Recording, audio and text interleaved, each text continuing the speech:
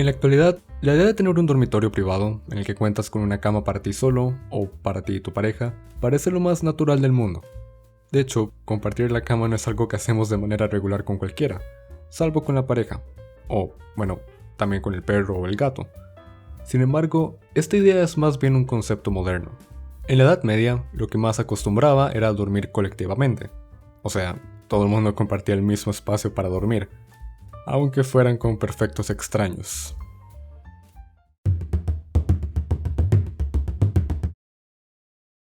En la Edad Media, el espacio para dormir dependía de tu posición social. La mayoría de la gente no podía tener una verdadera cama. Los más pobres tenían que conformarse con dormir en el suelo, muchas veces directamente sobre la tierra. Aunque si tenían suerte, podían hacerlo sobre una manta o una estera.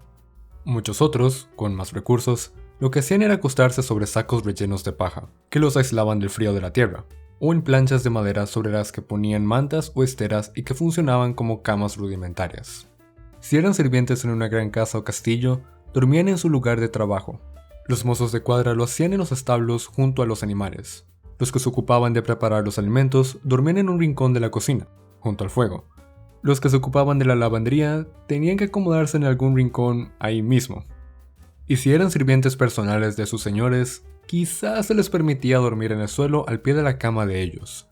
Aunque, a veces, tenían la suerte de que sus señores prefirieran que durmieran junto con ellos, en sus camas. Un momento, ¿los sirvientes dormían junto con sus señores? Pues sí, muchas veces. Dormir en comunidad era la costumbre en los hogares medievales. A principios de la Edad Media, quienes no servían en los castillos habitaban casas con un solo salón para la vida familiar. Ahí preparaban sus alimentos, ahí comían y socializaban, y ahí también dormían. Cuando llegaba la hora de dormir, toda la familia se acostaba junta, pero no de cualquier manera. Las hijas solían dormir junto a la pared, los esposos en el medio, y los hijos varones u otros familiares en el otro extremo. Y si tenían animales de granja no muy grandes, puede que también durmieran dentro del salón familiar. Por su parte, muchos nobles y, por supuesto, los reyes, sí poseían verdaderas camas, normalmente de madera, y dormían en habitaciones separadas de los grandes salones de los castillos. Claro que, aunque tampoco dormían solos, sí se marcaban ciertas diferencias. El señor y la señora contaban con la compañía de sus hijos o de sus sirvientes más cercanos, pero dejaban fuera de su habitación a todos los demás que, en su mayoría, solía dormir en el gran salón central. Conforme avanzó la Edad Media, la gente más acomodada, aunque no fueran reyes o grandes aristócratas, también tuvieron dormitorios separados de los salones y las cocinas y lograron hacerse con camas de madera, que ahora podían usar con colchones rellenos de plumas, en vez de paja, con abundancia de sábanas, mantas y otros lujos, como las almohadas. Muchas de las camas que fueron construidas para los ricos eran estructuras grandes con postes adornados, que a veces tenían incrustaciones de oro y joyas. Y en muchas ocasiones, estas grandes camas se elevaban tanto del suelo que era necesario usar un taburete para poder trepar y alcanzarlas. Y eran tan caras que incluso los que podían comprarlas no solían tener más de una. Naturalmente, si la tenías, podías presumir de ella, pues llegaron a convertirse en símbolo de estatus. En general, muchas camas, y no solo las de los ricos, tenían grandes postes y cortinas, lo que permitía cierta privacidad y una mejor manera de conservar el calor durante los meses fríos. Pero aún así, no dormían solos. El dormir en compañía de otros seguía siendo la norma. Los ricos solían dormir con sus sirvientes personales, en especial las mujeres con sus doncellas, y con sus familias. Y entre la gente menos rica, los esposos compartían una gran cama con sus hijos, con otros familiares, con los amigos, y hasta con las visitas. Sí, con las visitas, aunque fueran perfectos extraños. Y es que en la Edad Media, aunque ya existían posadas, albergues y mesones, muchas veces, dependiendo de la época del año, en especial cuando había ferias o fiestas especiales, los viajeros no encontraban dónde alojarse y por eso pedían alojamiento en hogares privados. Si tenían suerte y la familia estaba dispuesta a dejarlos pernoctar, tenían que acomodarse con los demás en la cama comunal, normalmente ocupando el extremo exterior.